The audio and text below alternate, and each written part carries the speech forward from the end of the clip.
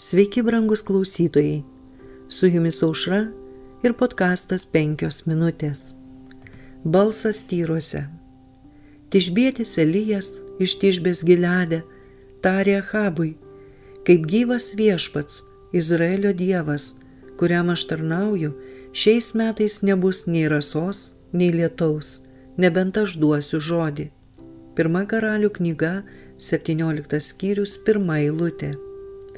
Gileado kalnuose į rytus nuo Jordano Achabo valdymo dienomis gyveno tikėjimo ir maldos vyras, kurio bebaimiam tarnavimui buvo lemta sustabdyti greitai plintantį atpuolimą Izraelyje. Gyvendamas toli nuo miesto ir neužimdamas jokių aukštų pareigų, Elijas iš Tišbės pradėjo savo misiją užtikrintas, jog Dievas ruoš kelius prieš jį ir suteiks jam sėkmę. Jo lūpose buvo galingas tikėjimo žodis, o jo visas gyvenimas buvo pašvęstas reformos įgyvendinimui. Jo balsas buvo lyg šaukiančio tyruose, skirtas sudrausti nuodėmę ir sustabdyti blogio antplūdį.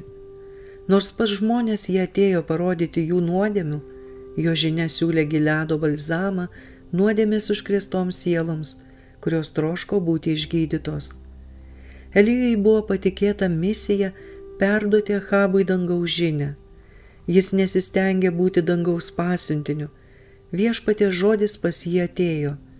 Būdamas uoliu dėl Dievo, jis nesvyravo paklusdamas dieviškam kvietimui, nežiūrinti tai, kad toks paklusnumas galėjo reikšti greitą sunaikinimą, ateisinti nuo puolusio karaliaus rankos. Tik nuolatos lavindamas savo stiprų tikėjimą Dievo neapviliančio žodžio jėga, Elijas galėjo perduoti savo žinią.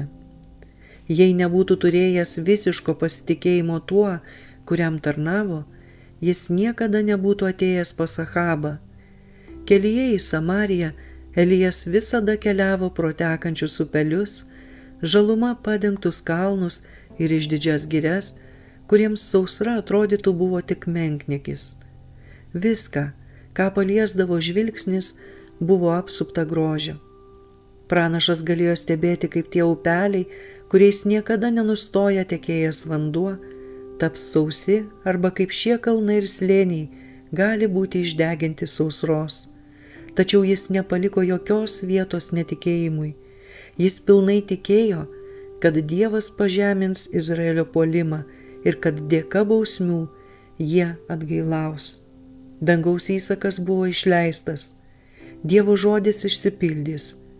Ir Elijas, statydamas savo gyvybę į pavojų, drąsiai įgyvendino savo pavedimą. Su jumis buvo podkastas 5 minutės ir Aušra.